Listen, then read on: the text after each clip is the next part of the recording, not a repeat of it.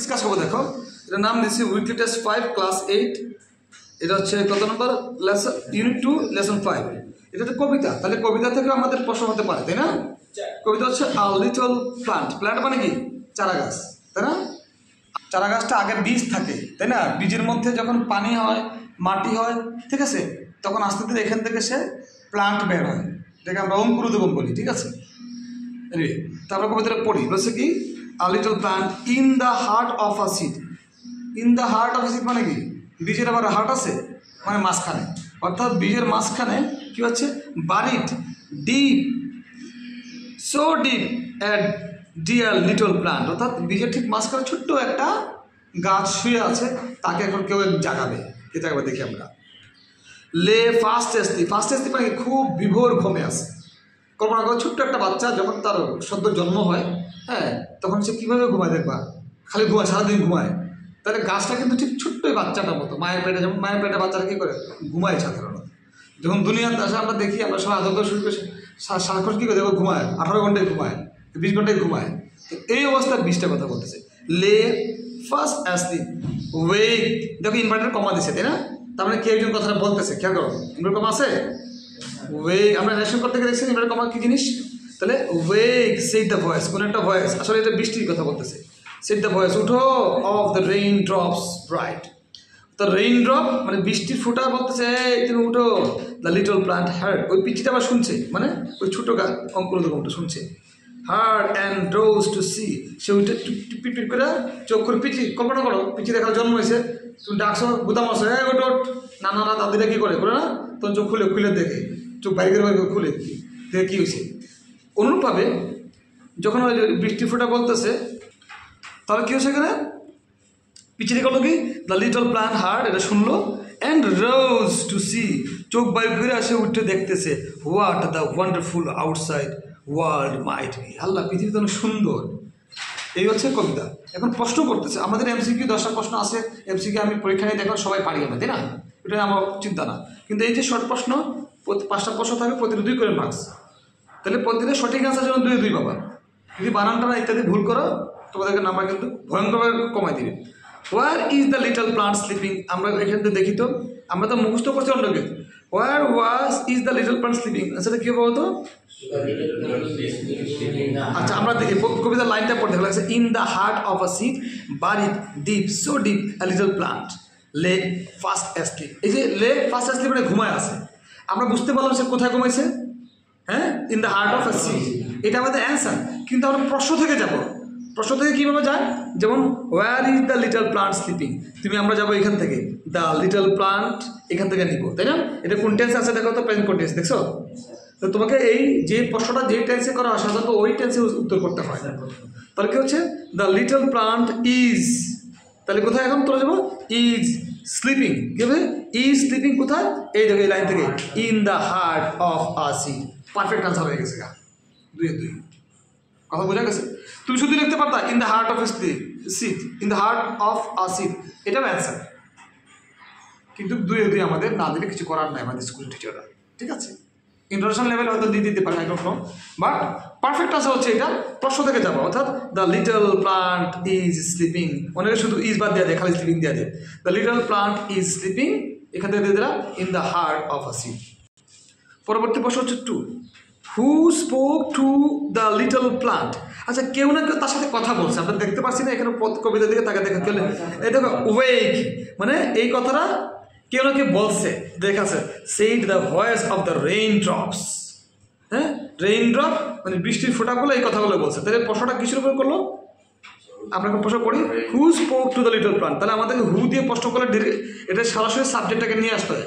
তাহলে এই লোকটা কে? এই যেটা দ্য রেইন ড্রপ, দেখি আমরা বলতে পারি the voice of rain drops, the voice of rain drops, বলতে পারি সরাসরি দ্য রেইন ড্রপস। আমরা বলবো দ্য রেইন ড্রপস, প্রশ্নের পর চলে আসি spoke to the little plant, হয়েছে? দ্য রেইন ড্রপ, এখান থেকে আসলাম, কে কথা বলছে খুঁজে পাইলাম, সাবজেক্টটা হু দিয়ে প্রশ্ন করা, মানে হু দিয়ে প্রশ্ন করা মানে সাবজেক্ট দিয়ে প্রশ্ন করা, তার মানে সাবজেক্ট কোথা থাকে? বাকি শুরু থাকে। তাহলে হুটা কোথায় আছে? কোথায় এটা? হুটা হচ্ছে দ্য রেইন ড্রপস। আমরা চোখ পেয়ে গেলাম সাবজেক্ট, তাহলে the rain drops spoke to the little plant, শেষ আনসার 2-2। স্পোক পাস্ট টেন্সে আছে, আমার উত্তর পাস্ট টেন্স হয়ে গেছে। কথা ক্লিয়ার? 3 নম্বর, what did they want the little plant to do? এই দেবতা কারা বলছে? রেইন ড্রপসের কথা বলছে। এখানে দেবতা কাদের কথা বলতেছে? এই যে রেইন ড্রপস আছে তাদের কথা বলতেছে। আমরা প্রশ্ন পড়ি, what did they want the little plant to do? আমরা পরে দেখলাম না কি বলছে, উঠো, তাহলে কি বলছে? উঠতে বলছে। উঠা সে এই পৃথিবীর সৌন্দর্য দেখতে বলছে, এটা বলছে না? এবার এটাতে বুঝালে ভেরি ডিফিকাল্ট কোয়েশ্চেন তোমাদের জন্য, কারণ তোমার এখানে পুরোটা গল্পটা হুবহু উঠাই দিলে হবে না, লাইনটা আর কবিতা আমাকে বানাই লিখতে হবে। তা আমরা যা বুঝছি সেই অনুযায়ী বানাই যদি লিখিতে অ্যান্সারটা কী হয়? দেখো লিসেন, আমি অ্যান্সারটা চলে যাচ্ছি। আমরা এখানে কী ছিল? সি ছিল what did they want the little plant to do? তারা ছোট্ট এই তোমার শিশু গাছটা কী করতে কী করুক চাচ্ছিল রেইন ড্রপগুলো। দে এখানে কারা?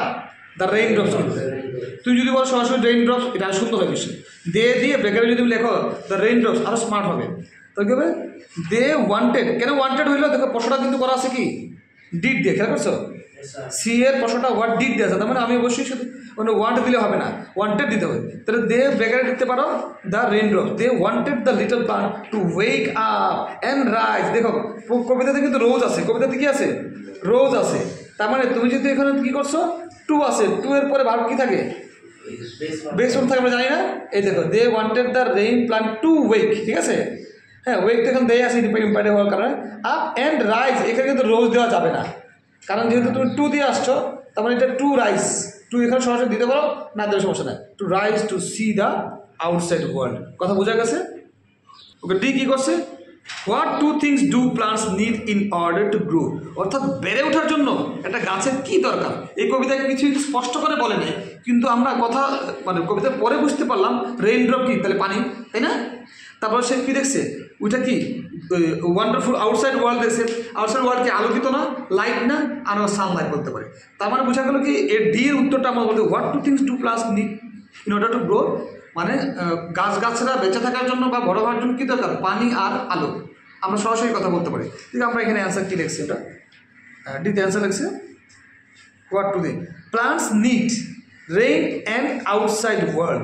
অর্থাৎ আমরা বলতে পারি সানলাইট অ্যান্ড এয়ার, বা সানলাইট অ্যান্ড তোমার ওয়াটার বলতে পারি, সমস্যা নেই। দেখো কী লিখছে এখানে, what to things do plus need in order to grow. তাহলে প্রশ্ন থেকে যদি আমরা যাই, এটা লিখতে পারবো Sunlight and water drops are needed, ঠিক আছে, are needed in order to grow, এটা হইতে পারে। বা in order to grow the plants need Sunlight and rain water, বা শুধু ওয়াটার। তাহলে এই কাজগুলো যাদের বেসিক গ্রামার সেন্স নাই তারা কতটুকু ডিফিকাল্ট হবে, ঠিক আছে? আমরা কেন বেসিক পড়ছি, আমরা কেন টেন্স পড়ছি, আমরা কেন ভয়েস পড়ছি, আমরা কেন ট্রান্সফর্মে পড়েছি, আমরা কেন এসআরটি ইমেল পড়েছি, এই সমস্ত জায়গায় কাজে লাগাবো যেন। আর এগুলো সব কিসের টেস্ট করতেছে? প্রশ্ন উত্তরের টেস্ট না, এই টেস্ট করতেছে তুমি আসলে সত্যিকার অর্থে কী ধরনের গ্রামার তুমি পারো, কীভাবে তুমি সেন্টেন্স ভাঙতে পারো, কীভাবে সেন্টেন্সে একটা সেন্স তুমি ঘুরে ওইটা আবার সুন্দর করে লিখতে পারো। এটা বোঝার জন্য আসলে কোয়েশ্চেন আনসার। কোয়েশ্চেন আনসার মানে এই না যে তুমি এখানে শুধু সঠিক অ্যান্সারটা দিয়ে দিলে। সঠিক অ্যান্সারের সাথে তোমার সেন্টেন্স স্ট্রাকচার আছে, স্পেলিং আছে, অনেক কিছু আছে। Anyway 5 number, which word in the poem means grow. অর্থাৎ আমরা এখানে কোন শব্দটা আমাদেরকে বোঝাচ্ছে বেড়ে ওঠা। দেখো এখানে একটা ওয়ার্ড আছে রোজ, তাই না? এই দেখো rose, the little plant heard and rose to see. তো রাইজ অর্থ কি? উঠা। তাহলে গ্রো মানে উঠা বা বড় হওয়া, ঠিক আছে? তাহলে এই শব্দটা দেখো, তাহলে আমাদের পুরো কবিতার মানে বুঝতে হচ্ছে, খুঁজে বের করা যাচ্ছে। তাহলে এই শব্দটা দেখে তাহলে কীভাবে সাথে লিখতে আমরা, হুইচ ওয়ার্ড, কোন শব্দটা? তাহলে আমরা বলবো দ্য ওয়ার্ড, দিয়া কমা দিছি, ডাবল তোমার যে ইনভার্টার কমা দিছি কারণ বোঝাবার জন্য, ঠিক আছে? The word rose in the poem means grow. আবার যে গ্রোটা আমরা ইনভার্টার কমাতে করে দিয়েছি। তার মানে এই যে কবিতার উপরে যে 5টা প্রশ্ন আমি করেছি, অনুরূপভাবে অন্যান্য প্রশ্ন তোমাদের যদি আসে এভাবে করে প্রশ্ন থেকে উত্তরগুলো যেতে হবে। কথা ক্লিয়ার?